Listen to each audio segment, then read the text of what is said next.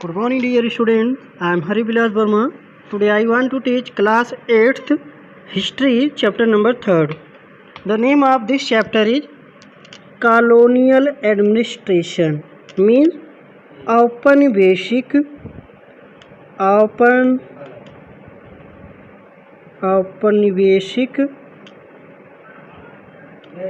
औपनिवेशिक प्रशासन। ठीक है, यानी अंग्रेज़ों द्वारा जो इंडिया में प्रशासन किया गया उसी को हम कॉलोनियल एडमिनिस्ट्रेशन कहते हैं। ठीक है, चलिए बात करते हैं। Okay, the East India Company started as traders. Means जो ईस्ट इंडिया कंपनी आई थी भारत में वह व्यापार करने के पर्पज़ से आई थी, लेकिन जो है gradually acquired new territories and establish it's firm control over the administration. लेकिन धीरे धीरे इन्होंने क्या किया, भारत के प्रांतों को, भारत के छोटे छोटे किंगडम को अपने में मिलाने लगे, यानी उस पर जो है कंट्रोल स्थापित करने लगे। ठीक है, और वहाँ पर प्रशासन करने लगे, वहाँ पर रूलिंग करने लगे। ठीक है, in this chapter we will learn more about the administrative machinery of the colonial state in India. ठीक है, यानी इंडिया में कॉलोनियल एडमिनिस्ट्रेटिव मशीनरी कैसे रही इंडिया में, इस बारे में हम स्टडी करेंगे। ठीक है, ओके, चलिए बात कर लेते हैं। यहाँ पर देखिए एक पिक दिखाई गई है। ठीक है, ये पिक ये दिखा रहा है कि देखिए painting of an official of the East India Company during the 18th century. ठीक है, 18th सेंचुरी के दौरान ऑफिशियल की ये पिक दिखा रहा है कि यहाँ पे देखिए गवर्नर बैठे हुए हैं और इनके यहाँ पर क्या है, सिपाही लगे हुए हैं। ठीक है, चलिए आगे देखते हैं।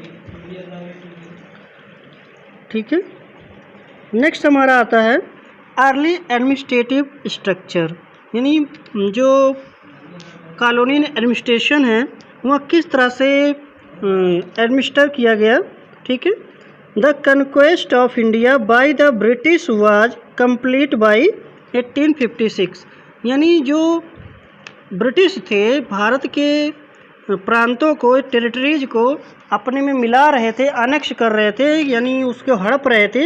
ये हड़पने की प्रक्रिया जो है 1856 में कंप्लीट हो गई। ठीक है, 1856 में कंप्लीट हो गई। ठीक, फिर देखिए their main intention was only profit making. जो अंग्रेज थे इनका जो मेन इंटेंशन था कि ज़्यादा से ज़्यादा हम प्रॉफिट कमाएं, ज़्यादा से ज़्यादा प्रॉफिट निकालें। ठीक है, people welfare in India was never their concern.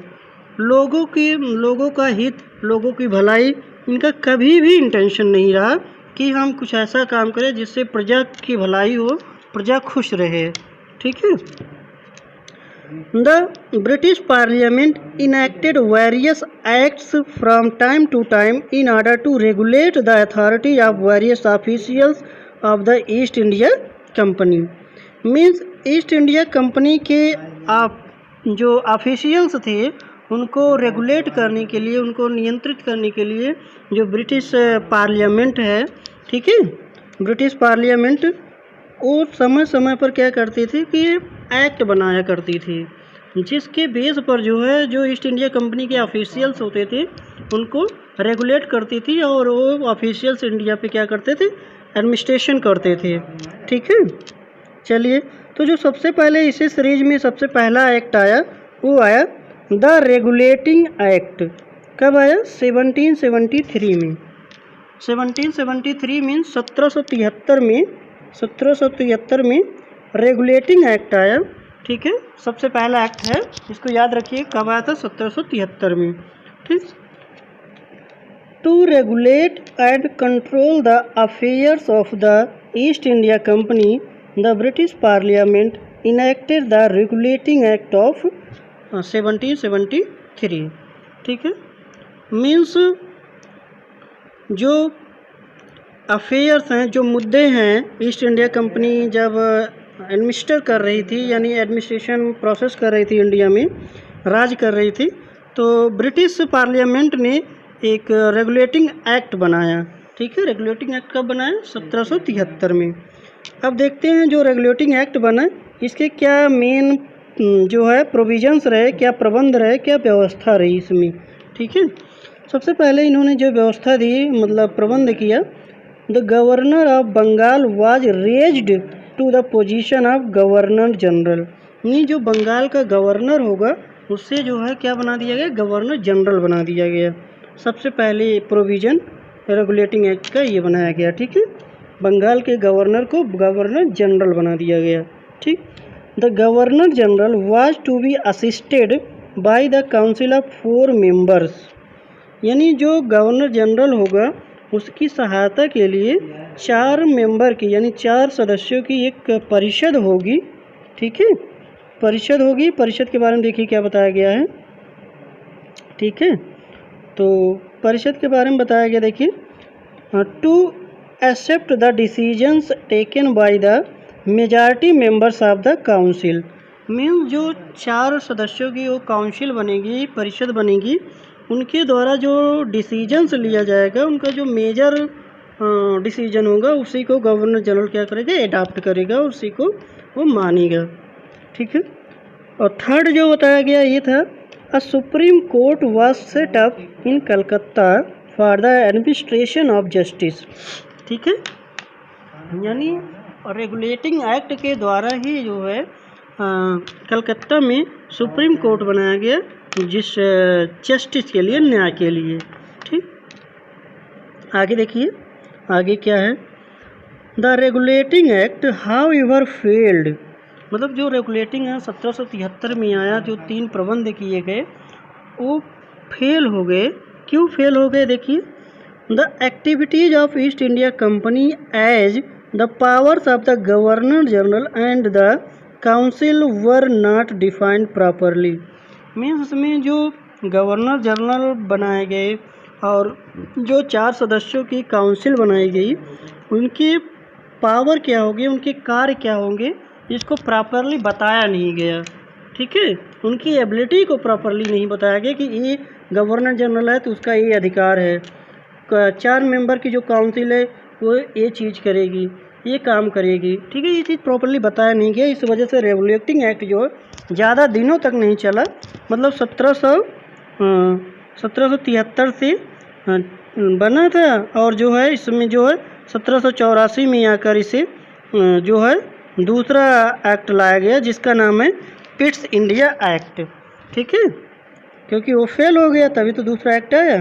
ठीक है, चलिए अब बात करते हैं हम पिट्स इंडिया एक्ट। ठीक है, द पिट्स इंडिया एक्ट 1784 1784 में क्या आया? Pitt's India act. चलिए पिट्स इंडिया एक्ट के बारे में देख लेते हैं क्या है।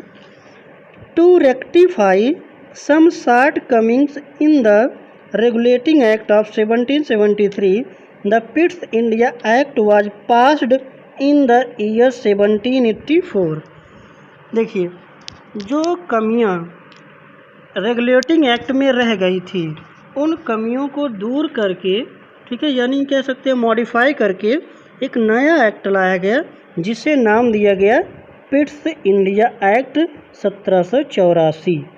ठीक है, चलिए अब देख लेते हैं कि 1784 का जो पिट्स इंडिया एक्ट है इसमें क्या क्या व्यवस्था दी गई, क्या क्या सुविधाएं दी गई, प्रोविजंस क्या क्या दिए गए। ठीक है, चलिए आइए। First of all, a board of control comprising of 6 cabinet members. ठीक है, इसमें ये बताया गया एक बोर्ड होगा जिसमें 6 कैबिनेट मेंबर होंगे। ठीक है, was formed to enhance control over the East India Company's government in India। ठीक है, मीन्स 6 मेंबर की, 6 मेंबर की कैबिनेट जो है बोर्ड होगा, यानी एक बोर्ड होगा जिसमें 6 कैबिनेट मेंबर्स होंगे। ठीक है, ये कंट्रोल करेंगे, नियंत्रित करेंगे ईस्ट इंडिया कंपनी की गवर्नमेंट को। ठीक है, किस तरह से ईस्ट इंडिया कंपनी काम कर रही है, किस तरह से ईस्ट इंडिया कंपनी रूल को अप्लाई कर रही है। ठीक है, चलिए आगे देखते हैं। नेक्स्ट जो है हमारा, नेक्स्ट है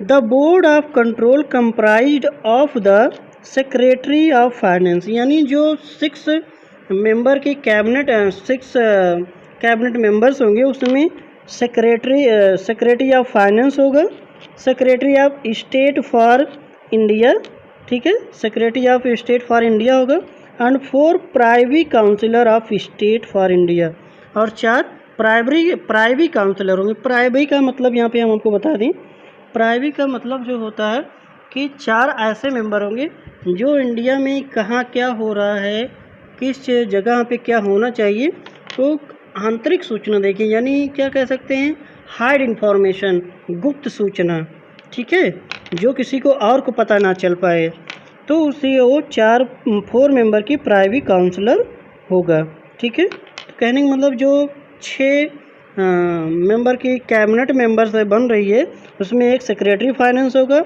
सेक्रेटरी ऑफ स्टेट इंडिया होगा, 4 प्राइवी काउंसिलर होंगे, ठीक है। चलिए आगे बात करते हैं। नेक्स्ट जो है the board had the power to appoint the governor general, ये जो 6 कैबिनेट मेंबर्स होंगे इनके पास ये पावर होगी, ये शक्ति होगी कि गवर्नर जनरल को अपॉइंट करेंगे, ठीक है। Next the governor general had to take permission from the board before entering into any treaty और declaring war against native king, ठीक है। जो नेक्स्ट प्रोविज़न बनाया गया, व्यवस्था दी गई कि गवर्नर जनरल यदि मतलब किसी पड़ोसी किंग पर या जो है कहीं किसी ट्रीटी करना चाह रहा है तो बोर्ड से उसे परमिशन लेनी पड़ेगी, ठीक है। तो ये सभी जो है बताया गया कि पिट्स इंडिया एक्ट के थ्रू ये सारी व्यवस्थाएं की गई, ठीक है। इसको याद रखिए क्योंकि ये पूछा जाएगा पिट्स इंडिया एक्ट में क्या क्या प्रोविज़न किए गए, ठीक है, अच्छे से ध्यान रखिएगा। नेक्स्ट आपका क्या है, नेक्स्ट आपका है although the new act did not interfere with the business aspect of the company, ठीक है, कि ये जो नया एक्ट आया पिट्स इंडिया एक्ट, इन्होंने भी बिजनेस से कोई इंटरफेयर नहीं किया, यानी बिजनेस से कोई लेना देना नहीं था इसका। It did create a system of check and balance in the country which continue till 1859, ठीक है, लेकिन फिर भी यहाँ जो है 1858 तक चला, ठीक है। नेक्स्ट जो आपका एक्ट आता है ये है आपका द चार्टर एक्ट्स, ठीक है, the charter act. The charter act के बारे में पढ़ लेते हैं। द 1813 1813 यानी 1813 charter ended the monopoly of the East India Company and threw open Indian trade to all British merchants. देखिए जो 1813 का जो चार्टर एक्ट आया, ठीक है, ये जो है ब्रिटिश ईस्ट इंडिया कंपनी की जो मोनोपोली थी, एकाधिकार था कि भारत में वो व्यापार करेगी, तो चार्टर एक्ट आने से ये मोनोपोली क्या हो, ख़त्म हो गई, यानी इंड हो गई, और ये सभी ब्रिटिश मर्चेंट्स, सभी ब्रिटिश व्यापारियों के लिए इंडिया में व्यापार करना मतलब क्या हो गया, खुल गया कि सभी ब्रिटिश व्यापारी इंडिया में व्यापार कर सकते हैं, ठीक है। ये क्या हुआ, चार्टर एक्ट 1813 में, ओके। देखिए next, the act clearly upheld the British Queen's sovereignty over the company territories in India, ठीक है। मीन्स इस एक्ट में क्लियरली कहा गया कि जो ब्रिटिश क्वीन है, ब्रिटिश की रानी है, उसको प्रभुसत्ता प्राप्त है जो है company territories in India, east India company जो है काम करेगी इंडिया में, ओके। नेक्स्ट आपका क्या है, देखिए the charter act 1813 ended the companies monopoly in T trade, ठीक है। मतलब चार्टर एक्ट 1833 का जो आया वो कंपनी के मोनोपोली को ख़त्म कर दिया, यानी जो ईस्ट इंडिया कंपनी की मोनोपोली का अधिकार था, ठीक है, आधिपत्य था, तो उसको ख़त्म कर दिया चाय के व्यापार में with India and general trade with China. China मतलब इंडिया के साथ जो एकाधिकार था ईस्ट इंडिया का कंपनी का, उसको ख़त्म कर दिया और चाइना के साथ जैसा चल रहा था वैसे चलने दिया। ठीक है। The presidencies of Bombay, Madras and Calcutta under the direct control of the governor general. मतलब इसमें 1833 के एक्ट में ये भी बताया गया कि जो प्रेसिडेंसीज हैं बॉम्बे की, मद्रास की और कलकत्ता की, ये जो है गवर्नर जनरल के अंडर में रहेंगी, यानी उनके नियंत्रण में रहेंगी। ठीक है। तो इस तरह से जो है आपको बताया गया इस वीडियो में क्या क्या बताया गया। The regulating act 1773, the regulating act 1773, the Pitt's India act 1784। ठीक है। The charter act, charter act कब बताया गया 1813, फिर सेकेंड चार्टर एक्ट 1833। ठीक है। इन सभी एक्ट को आप इस वीडियो की हेल्प से और बुक की हेल्प से अंडरस्टैंड करिएगा। यदि कोई प्रॉब्लम आएगी तो मुझसे क्वेश्चन कर लीजिएगा। In this video my topic is pillars of British administration. Means British administration के पिलर्स की बात करेंगे कि ऐसे क्या क्या चीज़ें थी जो ब्रिटिश एडमिनिस्ट्रेशन को फॉर्मली कह सकते हैं बहुत मजबूती से प्रशासन करने में सहायता कर रही थी। ठीक है। The British establish 4 main pillars on which British administration stood. British ने यानी अंग्रेज़ों ने 4 मेन पिलर्स बनाया जिनके बेस पर वो भारत में प्रशासन का मतलब जो है कार्य किए। ठीक है। वो जो मेन पिलर हैं सिविल सर्विसेज, सबसे पहले civil services, then army, then police and last judiciary. ये चीज़ हमें ध्यान में रखना है। 4 पिलर्स के नाम भी पूछा जा सकता है, सिविल सर्विसेज, ठीक है, आर्मी, पुलिस, जुडिशियरी। ओके। चलिए अब हम डिटेल में बात करते हैं एक एक के बारे में। Civil service. Lord Cornwallis was the founder of the civil service in India. ये चीज़ आपको याद रखना है, बहुत इंपॉर्टेंट क्वेश्चन है। क्वेश्चन किया जाएगा कि who was the founder of civil service in India. आपका आंसर होगा Lord Cornwallis. Okay. He separated the commercial and revenue branch of the administration. Means Lord Cornwallis ने कॉमर्शियल और रेवेन्यू, ठीक है, कॉमर्शियल और रेवेन्यू ब्रांच को अलग अलग कर दिया था ताकि जो है एडमिनिस्ट्रेशन करने में यानी जो है राज करने में, शासन चलाने में आसानी हो। ठीक है। He banned the acceptance of presents by the administrative officials. इन्होंने जो है एडमिनिस्ट्रेटिव ऑफिशियल्स के द्वारा जो गिफ्ट लिए जाते थे, जो उपहार लिए जाते थे, उसको बैन कर दिए। ठीक है। देखिए ये जो पिक दिख रही है ना, ये पिक लॉर्ड कॉर्नवालिस की है। ठीक है। देख लीजिए, पहचान लीजिए, क्योंकि आपके सब्जेक्ट में कुछ ऐसे क्वेश्चंस आता रहते हैं, पिक दी जाती है और पूछा जाता है किसकी पिक है। ठीक है। ओके। चलिए अब बात करते हैं आगे। आगे क्या है हमारा, ठीक है, आइए देखते हैं। And instead arrange the payment of handsome salary to them. Means जो लॉर्ड कॉर्नवालिस थे ऑफिशियल्स को प्रेजेंट लेने से, उपहार लेने से मना कर दिए, यानी बैन कर दिए थे। उसके बदले में इन्होंने जो ऑफिशियल्स थे, जो इनके अधिकारी थे, उनकी सैलरी बढ़ा दिए थे। ठीक है। क्योंकि इनका मानना था कि अगर हम ऑफिशियल्स को सैलरी अच्छी देंगे तो अच्छे से काम करेंगे, इसके बजाय कि इनको उपहार दिया जाए। ठीक है।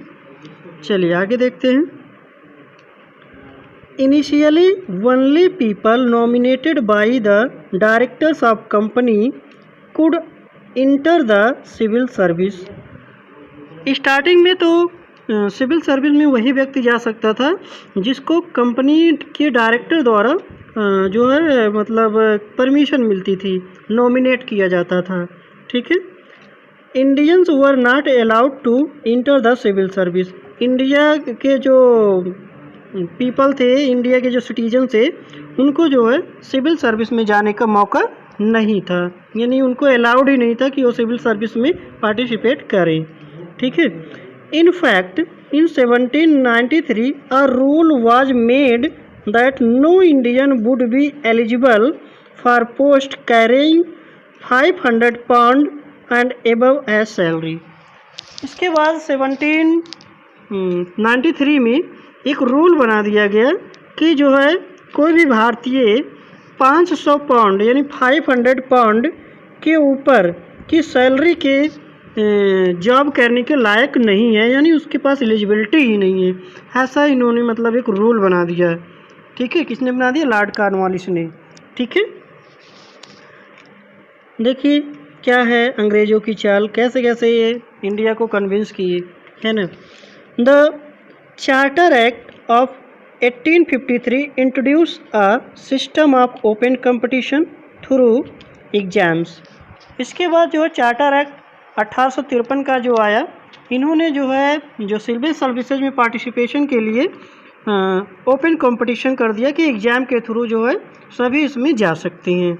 हाउएवर परंतु for all practical purpose discrimination against Indian employees of the company continued for a very long time. लेकिन ओपन कंपटीशन तो हो गया था, फिर भी जो है डिस्क्रिमिनेशन देखने को मिलता था, भेदभाव देखने को मिलता था इंडियन एम्प्लॉयज़ के प्रति। इनको जो है क्या होता था कि सिविल सर्विस में ऊंची पोस्ट नहीं दी जाती थी। ठीक है। तो ये था सिविल सर्विस, जो ब्रिटिश एडमिनिस्ट्रेशन का फर्स्ट पिलर था। ठीक है। सेकंड पिलर जो है आर्मी। ठीक है। Army Indian sipahis form the bulk of the companies army. जो इंडिया के सिपाही थे, सिपाही, ठीक है, ये जो ब्रिटिश आर्मी थी उसकी ज़्यादा मतलब जो है पार्ट बनाते थे, यानी कह सकते हैं कि जो ब्रिटिश की आर्मी थी उसमें ज़्यादा से ज़्यादा इंडियन सिपाही थे। ठीक है। The companies army which was small in number grew with British territorial expansion. जो कंपनी की आर्मी छोटी थी, ब्रिटिश एक्सपेंशन से वो धीरे धीरे क्या हो गई, बहुत बड़ी हो गई। ठीक है। By the time conquest of India was complete the number of Indian soldiers recruit had gone up to 2 lakh. Means जैसे जैसे इनका जो एक्सपेंशन है, मतलब जब ये पूरे इंडिया को अपने अधिकार क्षेत्र में कर लिए, तब जो है इंडिया की जो मतलब जो ब्रिटिश सोल्जर्स थे, मतलब उनकी जो सेना थी उसमें इंडियन जो सोल्जर्स थे, ठीक है, उनकी संख्या 2 लाख तक पहुंच गई थी। यानी ज़्यादा मात्रा में से आर्मी में जो रिक्रूट हुए थे वो इंडियन सिपाही ही थे। ठीक है। ये देखिए पिक दिखाई गई है इंडियन सिपाही की। ठीक है, देख लीजिए, ये है। ठीक है। Indian sipahis employed by British army. ठीक है। ये देखिए ये पिक जो है इंडियन सिपाही की है। ठीक है। आगे देखिए क्या है, नेक्स्ट आपका आ जाता है। ठीक है। यहाँ पर भी मीन आर्मी में भी इंडिया के प्रति जो है डिस्क्रिमिनेशन भारतीयों के प्रति देखने को मिलता है। देखिए क्या है discrimination. The company sipahis were trained in the use of latest arm. जो इनके सिपाही होते थे, यानी इंडियन जो होते थे या भी ब्रिटिश होते थे, इनको लेटेस्ट लड़ाई के तरीके बताए जाते थे, उनको ट्रेंड किया जाता था किस तरह से हमें अपने एनिमी को, यानी अपने दुश्मनों को, अपने शत्रु को किस तरह से परास्त करना, हराना। ठीक है। The success of the company is establishing it's hold over Indian rulers encourage more recruits in the army. ठीक है। इस तरह से जो है इनकी जो आर्मी थी, यानी इनमें जो ट्रेनिंग दी जाती थी, इतना सक्सेस थी कि ज़्यादा से ज़्यादा इंडियन रूलर को कि इंडिया मतलब ब्रिटिश आर्मी में क्या कहते थे, रिक्रूट होने का जो है क्या प्रोत्साहन देते थे, यानी इनकरेज करते थे कि ज़्यादा से ज़्यादा आप ब्रिटिश आर्मी में रिक्रूट होइए। ठीक है। However these soldier did not have too many avenues for promotion. Means लेकिन उनको तो प्रोत्साहन मिलता था ब्रिटिश आर्मी में भर्ती होने के लिए, लेकिन उनकी जो पोस्ट थी वो निचले तबके तक थी, यानी बड़े अधिकारी लेवल पर नहीं जा पाते थे, वो सिपाही बनकर ही रह जाते थे। ठीक है, नेक्स्ट देखिए, नेक्स्ट जो आपका इनका पिलर था वो है पुलिस। ठीक है, पुलिस की क्यों आवश्यकता हुई उनकी, इनको देखिए, to maintain law and order, means law and order maintain करने के लिए ब्रिटिश को नीड हुई रेगुलर पुलिस फोर्स की। ठीक है, रेगुलर पुलिस बल की आवश्यकता हुई ताकि ये जो है लॉ और ऑर्डर भारत के एडमिनिस्ट्रेशन के लिए मेंटेन कर सकें। ठीक है, it was under Lord Cornwallis that the police force became strong and meticulous. ठीक है, लॉर्ड कॉर्नवालिस था जिसके अंतर्गत जो पुलिस बल है, ठीक है, पुलिस फोर्स है, वो बहुत मजबूत और बहुत सतर्क हो गई। ठीक है, यानी उसके अंदर इतनी ज़्यादा कह सकते हैं कि एक्सपर्टनेस आ गया कि वो बहुत मजबूत और सतर्क हो गई। ठीक है, किसके अंदर में, लॉर्ड कॉर्नवालिस के अंडर में। ठीक है, इन 1791 a superintendent of police for Calcutta was appointed and cities were placed under the charge of कोतवाल। ठीक है, 1791 में एक सुप्रिंटेंडेंट पोस्ट बनाई गई। ठीक है, जिसमें कलकत्ता में अपॉइंट हुआ और वो पूरा सिटी जो है उसके अंदर में था। ठीक है, फिर आगे बता रहा है कि ठीक है कि चार्ज ऑफ कोतवाल, मीन्स जो पूरी सिटी होगी, पूरा जो शहर होगा वो कोतवाल के अंडर में रहेगा। ठीक है, दरोगाज वर इन द चार्ज ऑफ थानाज, यानी जो छोटे छोटे थाने हैं उनके जो चार्ज होंगे, उनके जो मेन होंगे वो दरोगा होंगे। ठीक है, और सब डिविजन्स ऑफ द डिस्ट्रिक्ट, और जो है ज़िले के छोटे छोटे विभागों में। ठीक है, आगे देखिए, the hereditary village policeman became the चौकीदार। जैसे चौकीदार की पोस्ट है कि मतलब उसका पिता अगर चौकीदार है, उसका जो बेटा होगा वो भी चौकीदार बनेगा, फिर बेटे का बेटा भी चौकीदार बनेगा, यानी कहने का मतलब वो आनुवंशिक बना दिया गया। ठीक है, like in the army here too only the British officials were eligible for higher post. जिस तरह से आर्मी में हायर पोस्ट के लिए ब्रिटिश ही एलिजिबल थे, उसी तरह से पुलिस विभाग में यानी पुलिस डिपार्टमेंट में भी हायर पोस्ट के लिए सिर्फ और सिर्फ जो है ब्रिटिश को अलाउ था, यानी इंडियंस जो है उस वहाँ पे नहीं जा पाते थे। ठीक है, नेक्स्ट आपका है जुडिशियरी।